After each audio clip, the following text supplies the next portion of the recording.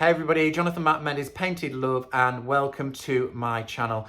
Today I am looking back at one of my old Academy tutorials. This one was all about hand painting in fine detail using chalk paint, which can be notoriously hard. Chalk paint is thick, so I'm going to try and demystify some of the techniques that I like to use just to create fine detail. There's also a few little tricks in there that might help you if you're a bit unconfident about hand drawing or painting. So please enjoy the tutorial. Also, the first quarter of this tutorial is about distressing the piece of furniture beforehand. You may not want to watch that part. You've seen me distress furniture quite a lot of times, but if you do, just enjoy the video. I hope you enjoy it.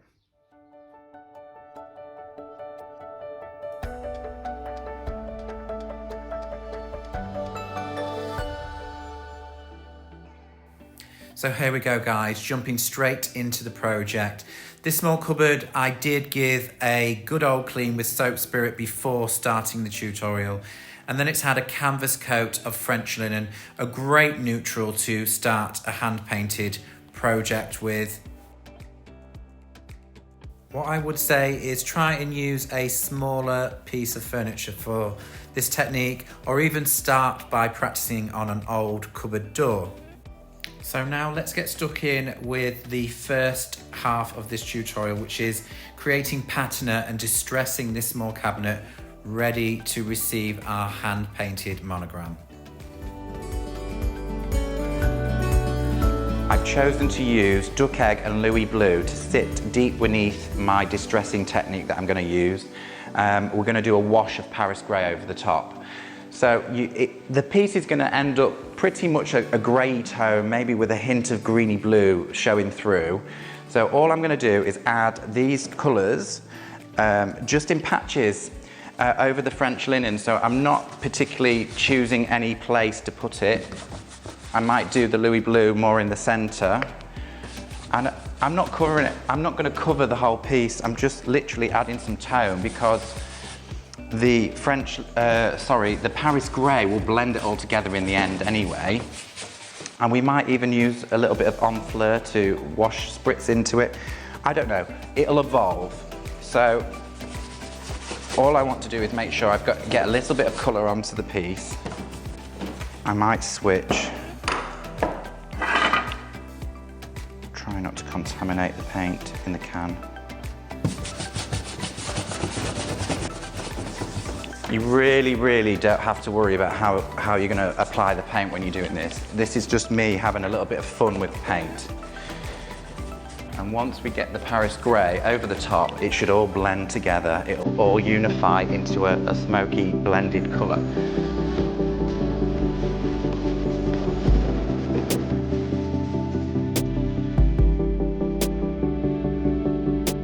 The Louis blue and duck egg blue is relatively dry now, and I'm happy. So all we're going to do is we're going to mix a Paris grey wash to make it more grey in tone.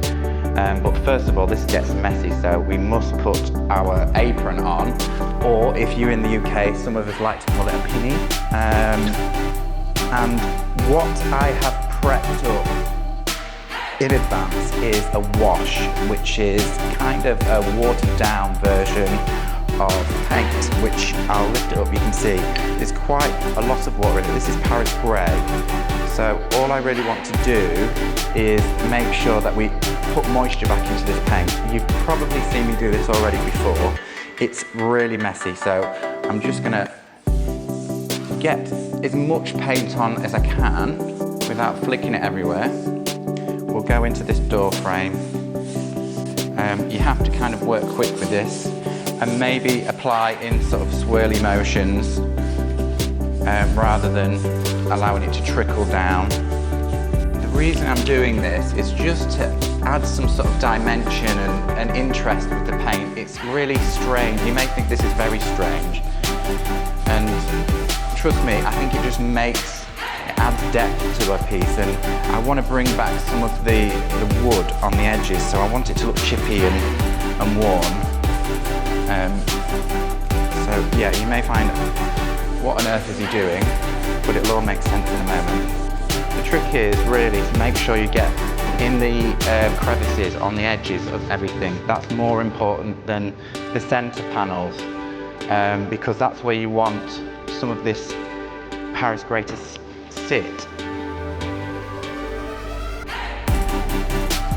Now, as you can see, all I've got is a bucket of water and a lint-free cloth that I am going to submerge and take out as much moisture as I can out of the cloth, because there's already moisture in the piece. So, and you've heard me say this before, it's like washing a baby's face. You have to be very gentle about how we do this. So it's just literally, and circular motions, and it will remove little bits of paint. The reason I'm doing circular motions, it just looks more natural. Can you see? It's distressing it on the edges, and I'm coming back to some of the French linen, which is good for me.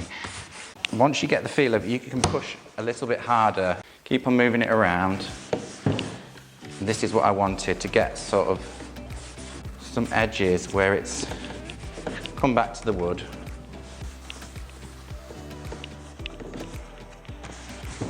Right, so now I'm taking a dry cloth to really help with the distressing, because this is like an abrasive now, so we can really bring back some of the edges and chips in this, so you can rub a little harder, and you can see, look, we're getting, so where the wear and tear would be on this door panel. And another little technique which might be quite nice, if you use the end of your wooden brush, you can kind of chip into the paintwork. So we're going to chip into it here and on this edge, and then you'll get nice chippy, that chippy look on the bottom. So whilst the paint's still got the moisture in, we're just going to bring some of that back. So if you can see, this original wood underneath, you didn't see it at the beginning of the video, but the original wood was probably like a dark mahogany colour. So that's what you're now seeing coming back through when I do these chippy bits. So, and you can see some of the close-up, you'll see some of the French linen. So the tone that I've achieved is kind of a little bit blue, a little bit French linen. It's got lots of depth to it. Once this is waxed, and you'll see close up, it's got a really interesting sort of tone to it. I'm thinking in my mind, I want to go for a French look, even though what I've got planned for the hand painting is probably quite English. So I'm going to paint a monogram into the center of this door with maybe a little bit of greenery. So it's going to be a little bit French, but a little bit English. So that's why I've gone with these bluey, soft tones. It's a look that I really love. Here we are. At this point is where I like to clear the decks and clean my surfaces whilst the piece is drying, ready for its hand painted treatment. So what I'm going to do is we're going to topple the piece on its back, because this way it'll be much easier for me to work directly on top of it. What I want to say about imagery is I've taken some images from Pinterest on my iPad, and I've printed some images off. Now you have to be very careful where you take images from. If you're selling a piece of furniture, you don't want to be in trouble for copyright, so be very careful. There is places where you can get images for free. Graphics Fairy, I think, do free images. But also I want to show you some of my art cupboard. So these are some of the cheats that I've made along my journey. So Handmade Stencils, I don't know if you can see that. That was a project that I wanted to do. I hand drew this stencil, cut it out, and I used it several times by drawing my pencil line, so that's a nice thing. And you also, some of you might remember my cabinet with the two dogs on it, which were mirror imaged. The way that I did that was I, again, hand drew my dog and drew round him, and then flipped to draw around him again, So I got the mirror image perfect before then hand filling the painting in. So these are some of the ways that I've used images and helped myself with images. Oh, and here we go. Here's some old projects, more old projects. So this is tracing paper, and this is a monogram. I used this in an old project. So I've used a hand-drawn, and then scratched over the back to transfer it. So that's another thing. But here we go. So I've literally printed out some monograms. You may see these, different sizes of things that I might use on this project. So I want to, at least I can see on scale, on size, which one that we might use on top. But today we're going to use carbon paper. So carbon paper, we'll apply carbon paper to the surface, and we're going to put our image, and we're going to draw over the image, and that will transfer the image to the center of the cabinet, which gives us a great way of then filling the image in with the chalk paint. So that's how we're going to do it. We're going to rock and roll, and you're going to see literally from above how I hand paint. Okay, this is the fun bit. What I've decided to do, I'm using an oval dinner plate to mark out a pattern on here. There is a method in my madness. I just want to make sure that this is sort of centralized into the aperture of this. And I love to eyeball everything. It gives the piece its innocence. You don't want to be too perfect and getting a ruler, because life wasn't like that when things were hand painted. Old pieces of furniture were hand painted. So I'm just eyeballing it, and I'm going to put a very faint line. This is going to be for a border to my monogram.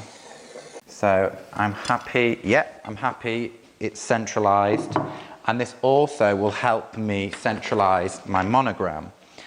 Now, I'm going to use carbon paper. You have to be very careful with the carbon paper.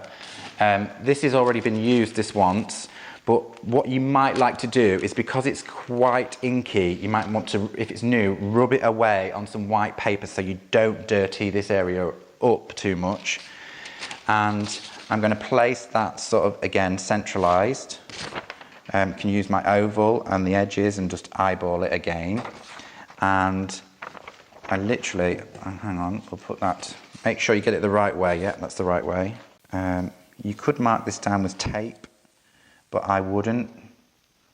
As long as you kind of get level, I'm happy. So I'm using my eyes everywhere. I'm using it because this is in the center of the paper. I'm using it to think where the edges of the oval are, where the edges of the cabinet is. So I'm just literally making, and I'm happy with it there. So you have to keep a firm hand, but don't press too hard. We don't want to get ink all over our lovely paintwork. So I'm just going to go round the image with a sharp pencil, and it's just a guide really. We don't really need to worry too much, and this will really help all of those that don't actually hand paint or draw. It will give you a loose frame ready to receive your paint colours. I always enjoy these tedious processes. Quiet time for me. Now I think I've done it all. So the trick again is to just lift both away. I've missed one area, so I can just drop that back down. One line here. I hope that's it. Let's try again. Does it look in? Yes. Beautiful. I'm really happy. It feels good to me. So that's now. Oh, I have missed one area. So what I'm going to do, I can see where I've missed it. I'm going to just eyeball it in there. Happy.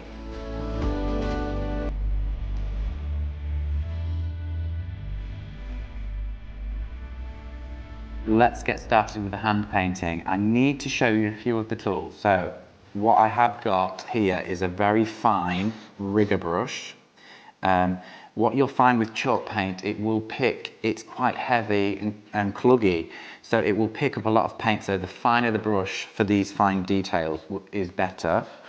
I have a little water in a little jug here, and I've decanted some paint onto a plate. So these are the colours that I'm going to be using, Napoleonic blue and Greek blue. And what I found as well, that I like to have a bit of cloth here so I can rest my hand, because my hands tend to get dirty, so it's a clean place to rest my hands.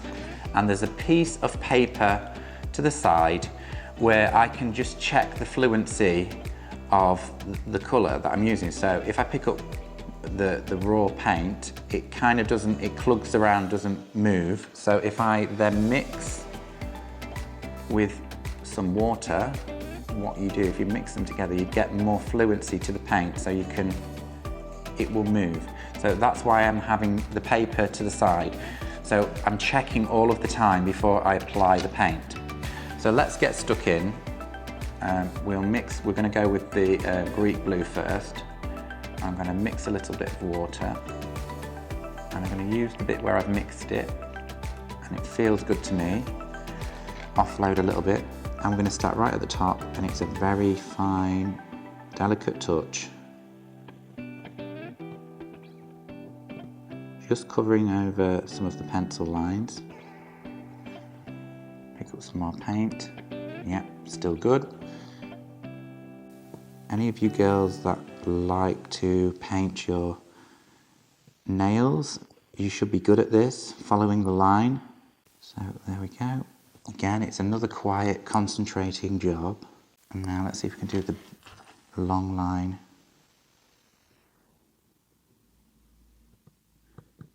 Now this is why I'm using the rigger brush, because it holds a lot of paint and you can do fluent, long movements. I'm going right straight down that line. So yeah, very fiddly as a job, but well worth the effort. For me, I find this very therapeutic. It's good for the soul, just to take time out. You've seen a lot of the times how frantic I get with my distressing techniques, and I like to do something like this just to bring everything down, so it's really fun.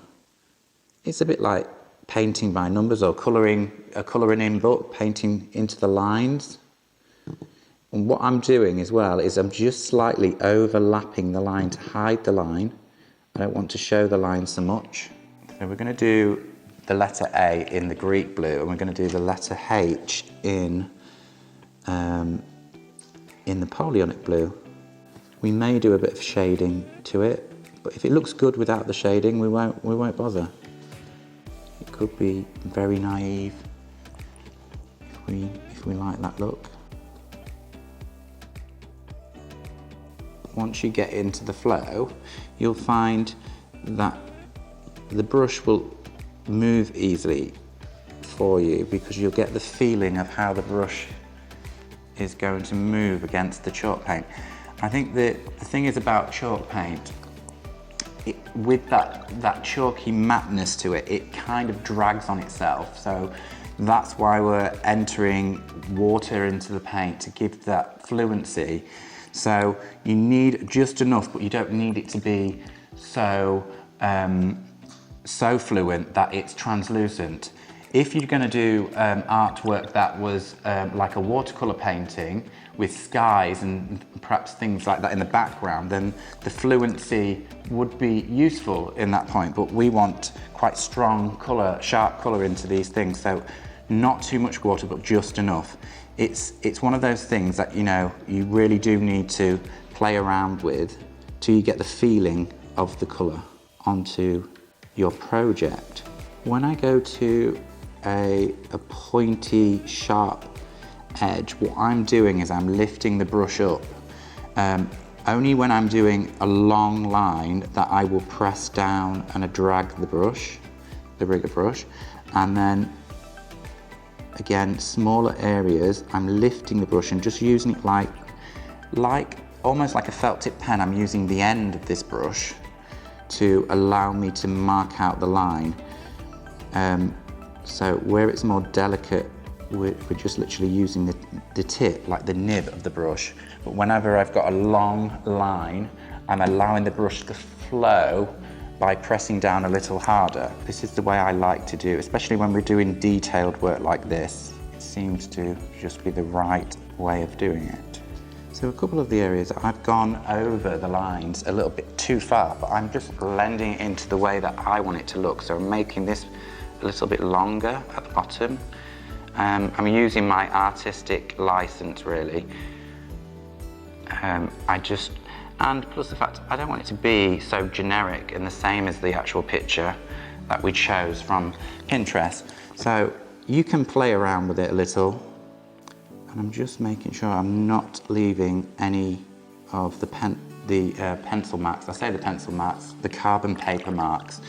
So I just want to make sure that I'm taking away any of them. I don't want them to show. I want it to look very natural, as if there's never been a pencil line there. We're nearly to the end of this letter A. So whilst I'm working over the lines that I made with the carbon paper, I'm making sure we get good coverage over the top of them. It will still exist underneath the paint, so you need to have enough paint to hide your existing lines so it can look really natural. So just the last few touches on this letter A. That's the outline done. Fill in the middle, and I think we're good to go. We'll allow this one to dry before we start jumping back in with the other colour, because if it's still wet, you will lift the paint from all of the hard work you've just done. So you have to be really careful of that as well. I'm pretty much happy with the letter A. And rolling on to Napoleonic blue now, we're going to fill in the lines to the letter H. And it's the same principle. I am loading up the brush with a little bit of water and mixing it on the plate. I have to be really careful not to splash this around because it's quite high in pigment and it looks good to me. So I'm going to offload a little bit with a sharp point and off we go. Steady hand. I just thought I would use Napoleonic blue because the blue on blue I think will be really nice in the end product. And of course we've still got the oval border to do, which I think we're going to go with a sort of laurel leaf sort of effect. So we're going to create some sort of leafy with some berries and keep it sort of continental looking. So as you can see, on and on we go. What might happen is you might need to touch up some of the Greek blue again because you might have gone a bit wobbly. And also, what I would like to say to you as well, if you're not as confident as I am at doing the hand painting directly to the chalk paint, I have done this before and it works really, really well, is once you've got your piece to the level of what you're happy with the distressing, you could lacquer the whole piece and that will create a barrier. And if you make a mistake, what you can do is take a damp cloth and remove it, so erase it really easy before moving on. It does work really, really well. So if you're not confident, lacquer the whole piece, and when you make the mistake, damp cloth, remove the mistake and start again. And once all finished, you can just wax over the whole lot and it will seal it all in. So you can do that. So don't fear, give it a go. The Napoleonic blue is now on the letter H, but I've brought back my original copy of the original print that we took. And if you notice on this copy, there's a like drop reverse shadowing to the letter A, and I want to put this back into the image so that it will look a little bit more 3D. So I'm going to use that as my guide. The light's passing this way over the letter, so we're going to keep anything light this side on the letter A and dark underneath. You'll see it as we go along, and I've just kept my paint palette and I've just mixed in the Napoleonic blue into the Greek blue just to make it a little bit deeper. And I'm testing it on my paper and it looks good to me. So all we're going to do is go under the little, to the right hand side. So under and to the right hand side, we're just going to tickle down here. Right, so there's not enough Napoleonic blue in there. I can see that. We're going to move over here. That's better. And it's just a hint, really. We're just putting a simple line to the reverse side. You might not see too much on the camera, but it will make the difference. It's these little shady techniques that will make the world of the difference to your paintwork. I'm going to tuck it under there. That's where a shadow would be. This will really bring out the detail in your work. It will make it look exquisite when it's finished. So just play around, keep on referring back to your image. This image is giving me all of the right places to put this shadow in. So keep on going back, referring, and always check your brush that you're not overloaded with paint.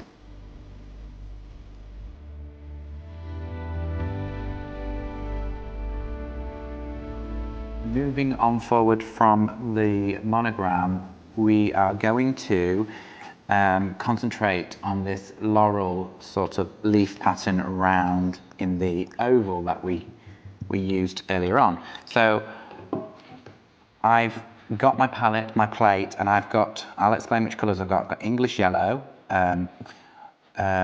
olive, a little bit of Amsterdam green, and we also have Enfleur and graphite. So the Enfleur and graphite I'm going to use for the twiggy part, and then the two greens and the yellow mixed together will be the leaf part, and we're going to probably add some berries, so we'll introduce one of the reds, maybe primer red, later on. So here goes. I've got my trusty little bit of paper so I can check my colour mixing. So I've mixed a bit of the graphite and Enfleur together. I'm going to test here. That's quite nice. Maybe a little runny. Take a little bit off the brush. Yeah, that's quite good. So I'm going to add one twig in. I've already pencil marked it. So it's the beginning of the twig to go around. And I'm just going to do it in one fell swoop. Push down. And that's one twig. We're going to thicken it up at the top.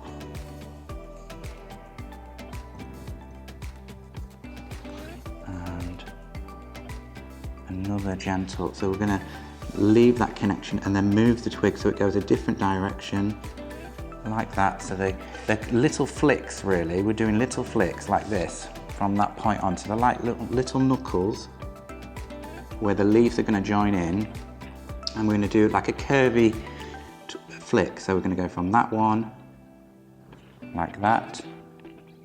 So a little tough, go the opposite way. So don't worry too much, pressure, then flick. And again, pressure and flick. So it's like a little bit heavy, we're pressing down and then dragging away. So little flicks all the way around. You might want to practice. I just love going for it straight away. And I have done this before. So it's a little bit like a ticking stitch onto your piece, and we're just going to do a little flick down there. So that's one side, and then we're going to repeat the process coming across the other way round, and then we can, all of these little knuckles, we're going to add the leaves and berries, so it should look lovely. So onto the other side. So I'm sorry to have my back to you, but this is the best angle for me. I could feel the paint just drying out a little bit, so I've added more water. I'm testing again. That's good. So the pencil line has really helped me guide where I want to be. There we go. So we're going to make these twigs at the end a little bit more chunky, and we might add a little bit of a shadow in this. So I'm picking up a bit of graphite just on these top bits, just adding a little bit of tone.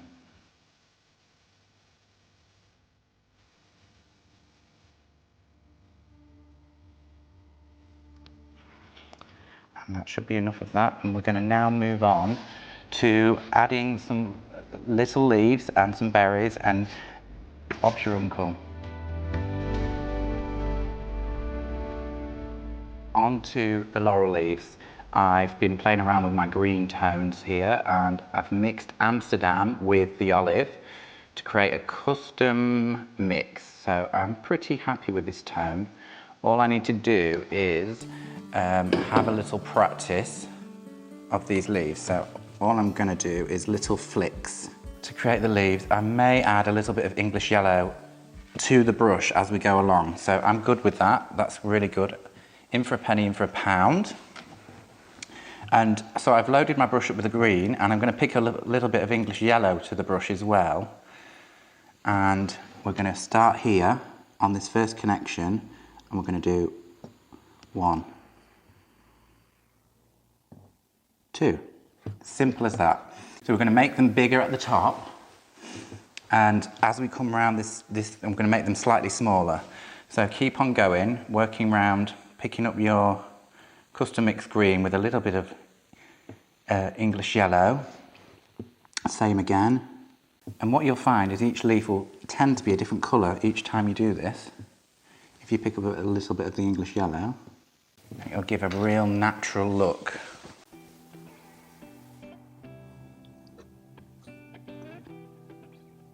So if you noticed, I've never used anything other than this rigger brush to do this whole piece of artwork.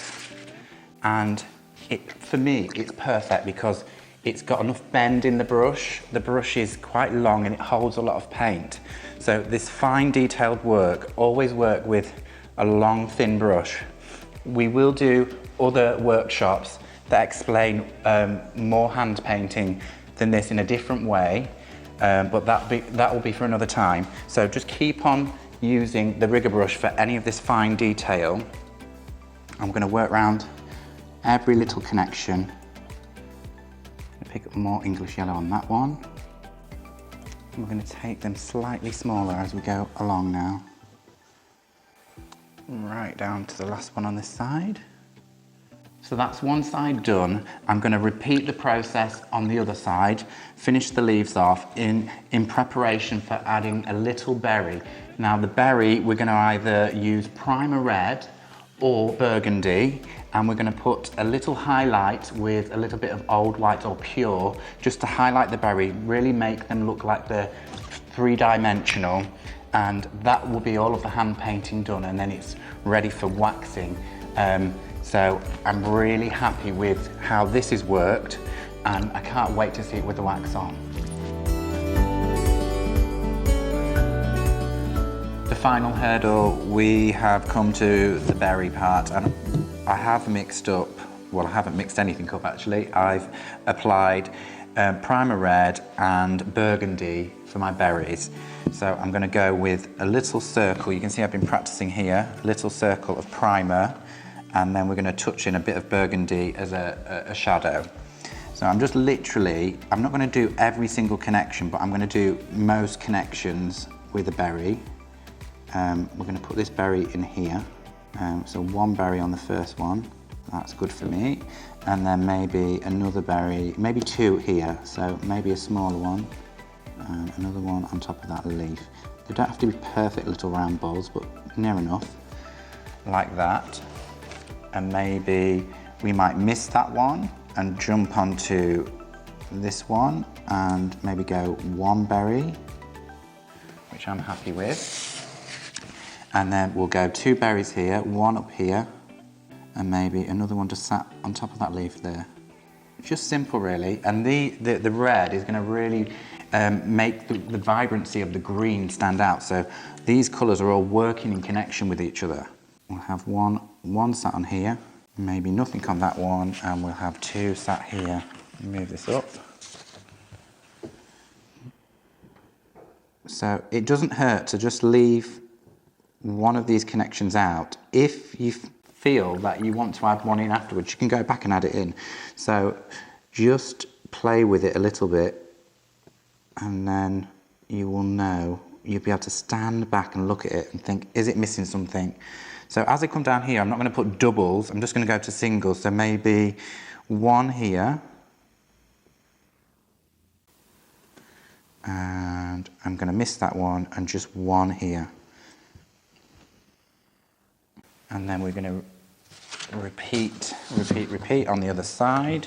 Now be careful where you rest your arm. I'm coming across, so I'm going to rest my arm somewhere where I know that I'm not going to smudge the paint. And one finally here, a small one. I'm really super happy with that. And now we're just going to, whilst this is still wet, we're going to pick up a little bit, we're going to mix up some burgundy, just a little tiny bit. We're just going to put the little shadow in. So I'm going to go under the berry from the light and just put a little bit, it just makes this a little bit more rich. So half of each berry from the bottom, we're going to add a little bit more, some more colour to it. So it's just going to make these berries rich and not flat and one colour. So it's a bit like the shadowing that we did before. So when we did the shadowing on the monogram, so we're just kind of, the light's coming in this way, so we're casting the shadow, the rich shadow underneath each berry. So it's just a little bit of a touch to each berry. It'll make them look really rich and happy. This is beginning to remind me of Christmas, which I love reds and greens at Christmas. Also, this little laurel leaf pattern would be great as just straight lines. You could do this in straight lines, leaves pulling one way and leaves pulling the other way, as a pattern, as an internal to a cabinet or a drawer. You could hand paint inside a drawer. So you could use it in lots of ways. It's a simple pattern to make. You can just practice on a piece of card and use it more often. So that's the final berry. Right, I'm really happy with that. So now we're just going to put a little highlight on. You're going to see that right at the end with a little bit of pure, just to make a little shine highlight to each berry. I've made sure that the berries are thoroughly dry before I'm adding this little highlight with pure. I've used a hairdryer. It's, you know, especially with this hand painting, waiting between coats of paint, a hairdryer is really handy. So, and I've changed brush. This is the first time I've changed brush during the whole hand painting, and I've gone for a very similar, very fine, tiny weeny little brush. You could use a cocktail stick for this. It would work really well, but I'm going to stick with my brush, and all I'm going to do is just literally into the can, just pick up a little bit of paint on the end of the brush, and it's literally a dot. So again, the light's coming from here, so I'm choosing to put the dot to the left-hand side, my left-hand side, just at the top. So it's just one single dot, and it's a dab, literally a little dot. And you'll find this fun, and you do it in the same place on every berry, but it makes the world of a difference to how your hand painting looks. It's just the light catching the top of the berries. It makes them look three-dimensional. Really, really beautiful. It's these little finishing touches that really make the biggest difference.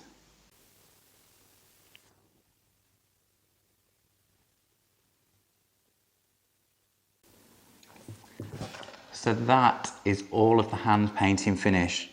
It's been a bit of a journey. I hope that you may have picked some great ideas up from this.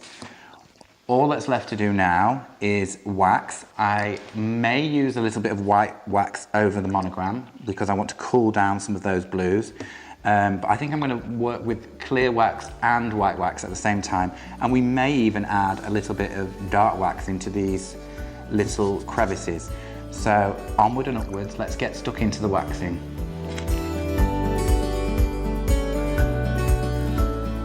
Here we are to the waxing stage. Now I've got all of the waxes out all at once, and I'm going to do crazy things because this is me. I like to be wild. So I've got white wax with me, and I've got dark wax with me, dark soft wax, and also clear wax. So the whole piece has got to be covered in clear wax. White wax, you don't need to put any clear wax, but I am going to test a little bit out just on my monogram because I feel it's a little bit sharp and I want to push it back in. So we're going to test a bit out. If it's not right, we're going to take some clear wax, remove it. So let's have a little play. So I'm going over it, and yeah, you might think, what are you doing? You're killing it.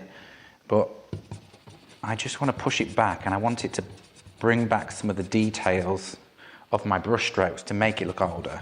So that's where that's staying. I'm just going to let that set up a little bit on there, and then we're going to pick up some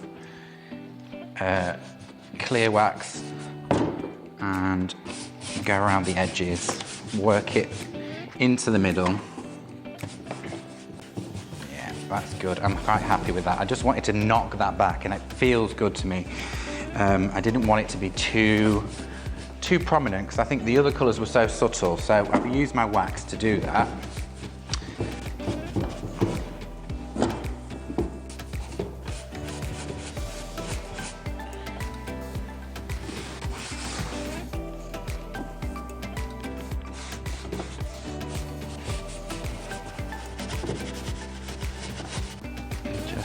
Trying to blend the white into the clear, which is in a soft way. I don't want to take it all away from the monogram. It's good, but just that's it. Working it. So now we can repeat the process on all four sides with the clear wax. But before I do that, what I'm going to do is a play with the dark wax just in here, just to add another dimension. You might think I'm bonkers, which I am. You think, oh no, what's he doing? But I think what it'll do is add another layer of dimension. There is a panel on each side of this as well, so I'm going to repeat this on each side, just into the panel, to add age to the whole piece. It almost frames it. So I can just soften it in. It adds that layer of character and age to the whole piece. I might even be a bit risque and put a little bit of dark wax through here, through the middle, because we've still got some French linen poking through, which is quite pinky, and I quite like that tone. So just add, yeah, that's lovely. So play around with your waxes, never be frightened of them. Because you can always take it off with clear wax. Now, as you can probably see, I'm dipping my brush straight into the can, but look, I'm coming to my end of my very large can, so I'm not worried about what I'm doing with the wax. I'm just playing with it, but normally take your waxes out of your large cans because you don't want to mix the colours up. But this is good for me. It's adding more depth to the piece, more age. Dark wax again, we're going to do some under here. That's good.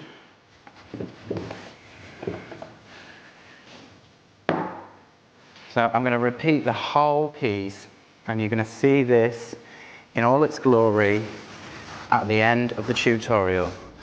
But for now, it's a wrap.